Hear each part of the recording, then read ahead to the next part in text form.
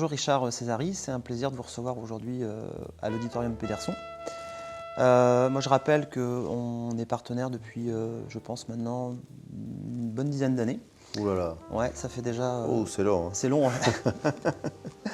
Et que je pense qu'à cette période, quand vous avez passé le pas de cette porte, vous n'avez pas perdu votre temps, et nous non plus, parce que l'écoute de vos câbles a fait beaucoup de choses dans l'approche qu'on a eue de nos systèmes, en fait. D'une manière générale, pour nous, une ouverture d'esprit sur l'apport du câble audio et même vidéo, de manière générale.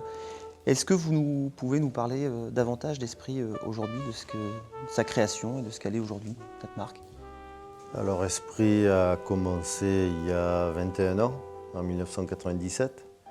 Moi, je dirais qu'à partir de 1993-94, j'ai commencé à m'intéresser à l'apport du câble, à faire tout un tas d'essais dans tous les sens.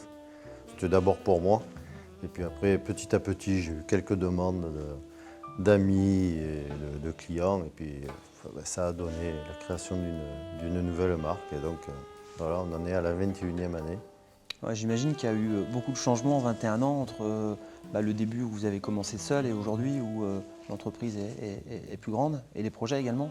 Oui, bon, là on en est à la 8e génération de câbles. J'ai plaisir à dire que la première année, on a vendu 7 paires de câbles. Là, je pense que ça a été dépassé par plusieurs milliers par an. Et bon, c'est vrai que techniquement, ça a beaucoup changé. C'est-à-dire qu'au début, on utilisait, je dirais, des bases existantes avec des fiches, des connecteurs déjà existants et autres. Aujourd'hui, tout est fabriqué pour nous sur cahier des charges, avec des connecteurs spéciaux en cuivre pur, avec les fameux 40 microns d'argent, avec un polissage spécial. Enfin, on essaie d'aller le plus loin possible. Et effectivement, donc la gamme Esprit a beaucoup changé. Au départ, on était sur un positionnement assez haut de gamme. Oui. Aujourd'hui, j'ai l'impression qu'on essaye d'élargir un peu les perspectives et de proposer à toute personne ayant un bon système hi-fi de pouvoir se faire plaisir. Bien entendu, il y a toujours des produits d'exception chez vous, avec des composantes qui le sont tout autant. Est-ce que vous pouvez nous en parler de ces produits un peu porte-drapeau de la marque? Alors moi, le but d'abord, c'est que les gens puissent écouter de la musique dans les meilleures conditions possibles. C'est pas de faire des essais de câbles ou autre chez eux, c'est vraiment de mettre leur musique préférée et de vraiment se régaler. Donc effectivement, c'est parti sur des produits très haut de gamme. Et aujourd'hui, on a 8 gammes, ça commence à Alpha, ça finit à Eureka. Tous sont, je dirais, fabriqués à partir des cuivres les plus purs.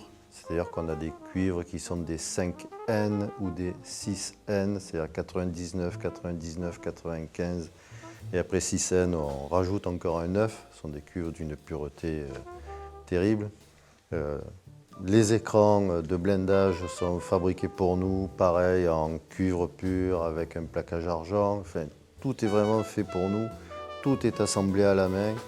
On n'est pas à tirer un morceau de câble, mettre un coup de pince et 2 fiches. C'est vraiment, tout est fait entièrement à la main. Et le but, c'est d'aller vers la musicalité la plus, je dirais, neutre possible et ne pas changer la couleur du signal sonore.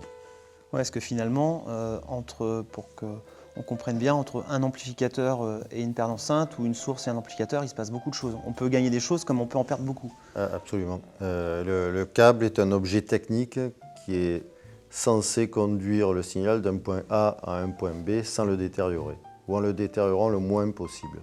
Moi, je reviens sur le but de votre présence aujourd'hui au magasin, c'est justement de pouvoir nous faire cette démonstration de câbles, pouvoir démontrer à nos clients qui vont venir aujourd'hui et demain,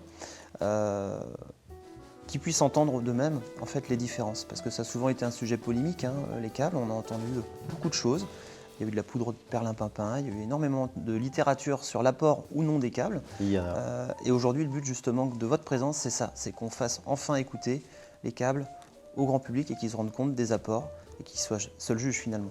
Là, pendant les 2 jours, on va pouvoir écouter les différences entre alpha, bêta, kappa, voir ce que donne un câble très haut de gamme, revenir en arrière, faire tous les essais, même avec du câble secteur.